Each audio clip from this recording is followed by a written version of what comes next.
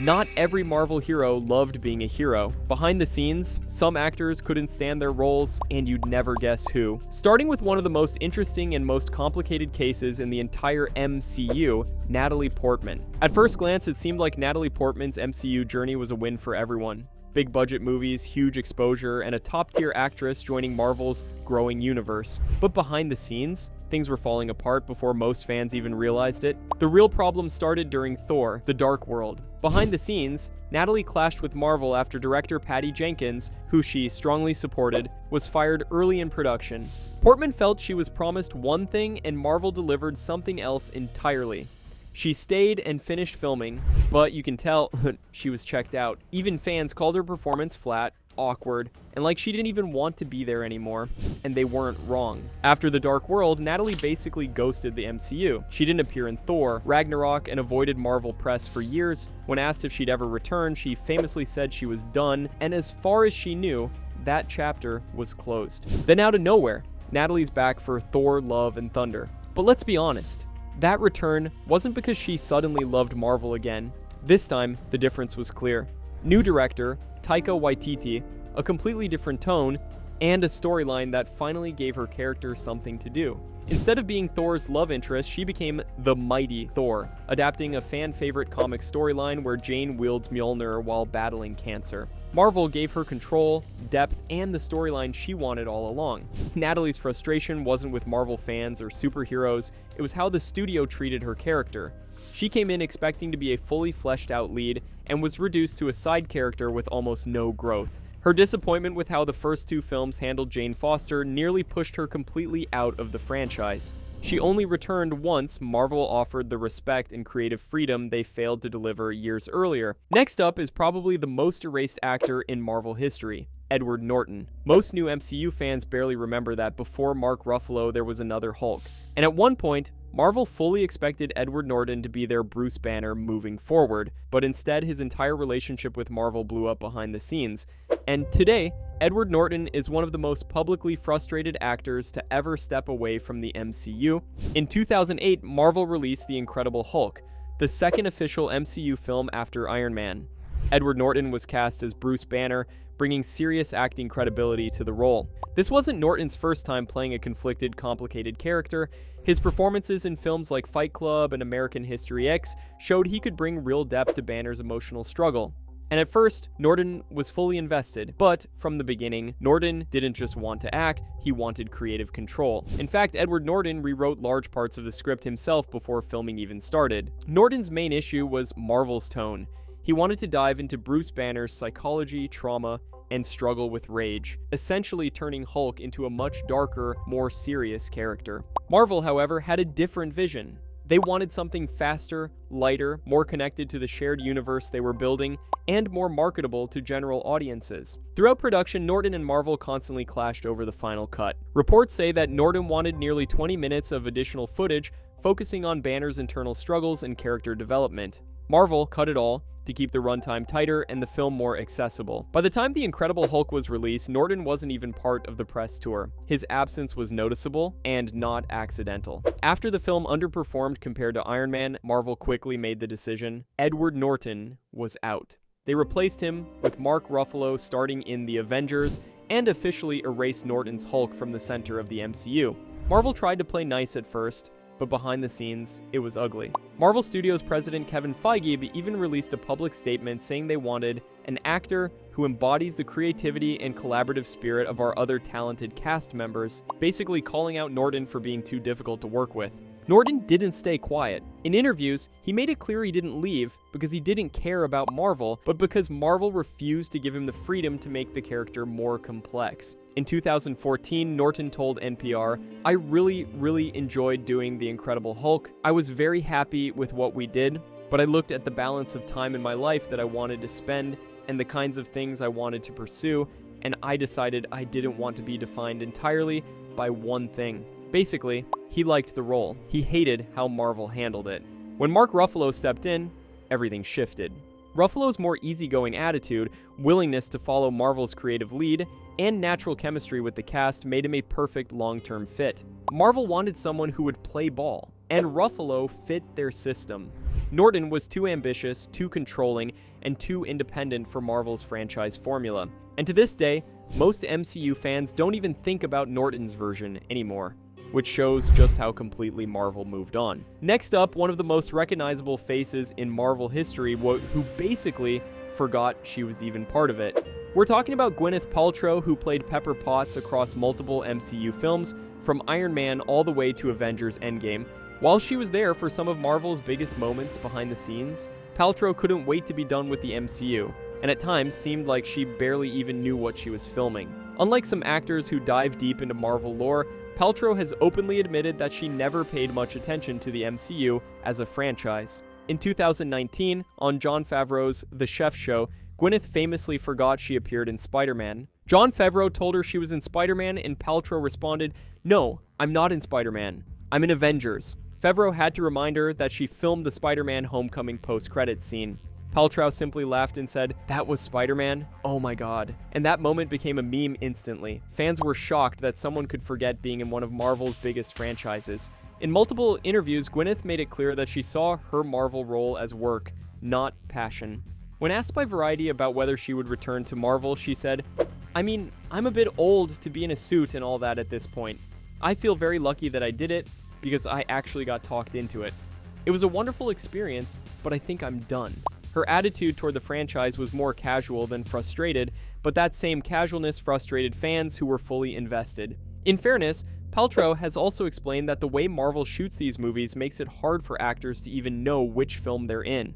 With overlapping storylines, secrecy, and scattered filming schedules, she often films scenes without being told exactly which project they belong to. She told Variety, "It's complicated because there are so many Marvel movies, and to be honest, I haven't seen very many of them." Translation: she stopped keeping track pretty early on. Moving on to Hugo Weaving, the actor who played Red Skull in Captain America: The First Avenger. On screen, he nailed it.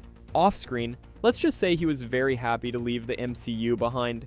When Hugo Weaving signed on to play Johann Schmidt, aka Red Skull, it felt like a perfect casting choice. This was the same actor who crushed iconic roles like Agent Smith in The Matrix and Elrond in The Lord of the Rings. Marvel needed a commanding, intimidating villain for Captain America's origin story, and Weaving delivered.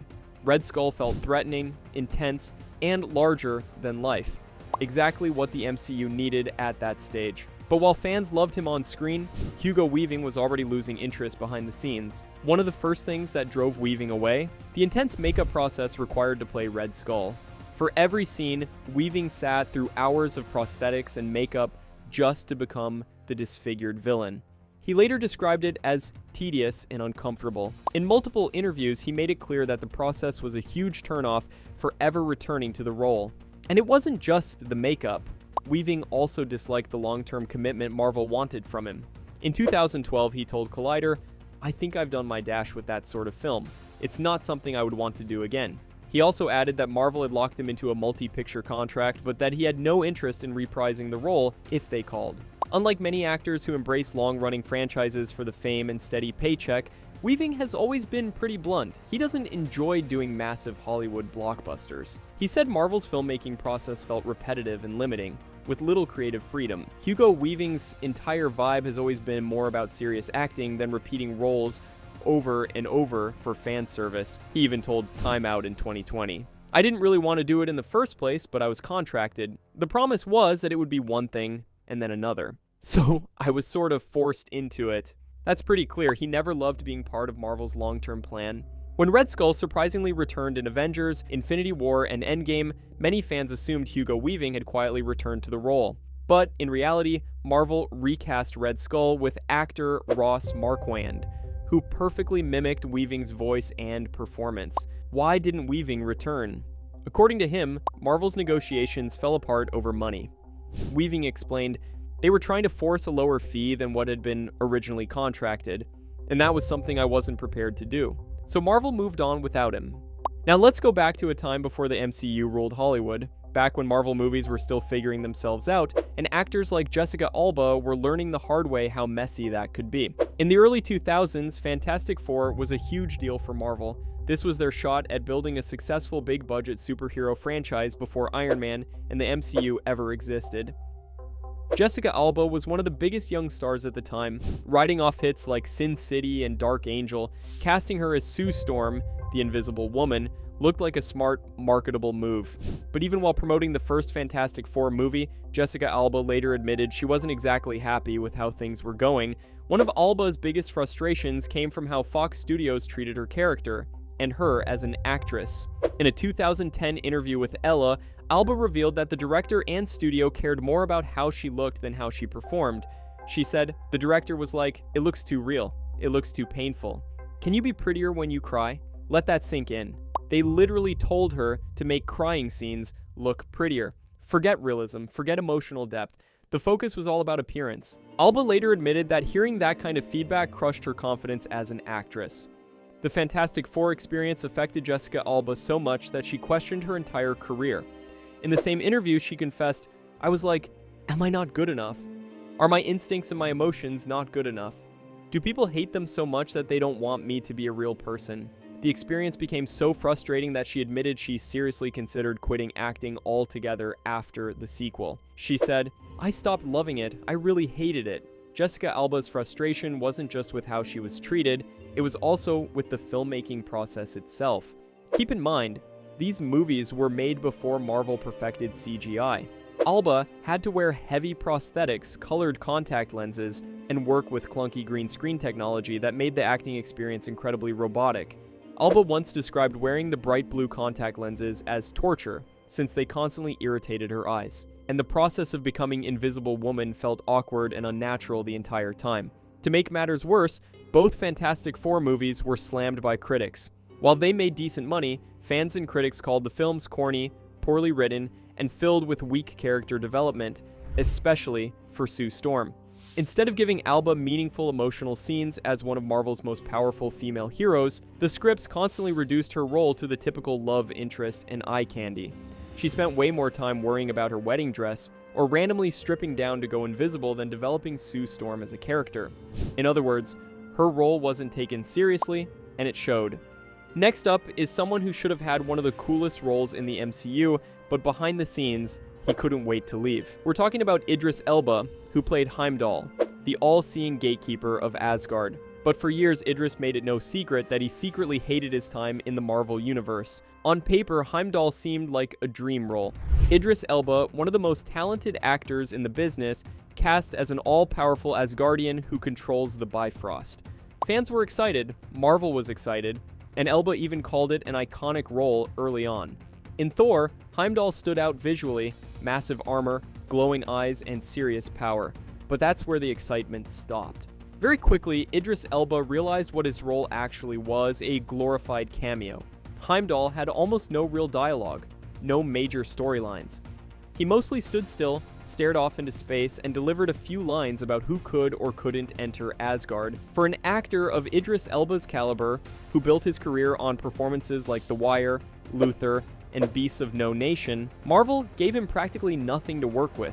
He later said, "I'm actually contracting to make movies that I didn't enjoy making. My agent said, 'You're making history here, man, relax.' And I'm like, no, I'm not. I'm not making history, I'm making nothing here." By the time he filmed Thor, Idris Elba hit his breaking point. During reshoots, Marvel pulled him straight off filming Mandela, Long Walk to Freedom, where he was playing one of the most important roles of his career, and forced him to come back for CGI-heavy Heimdall scenes.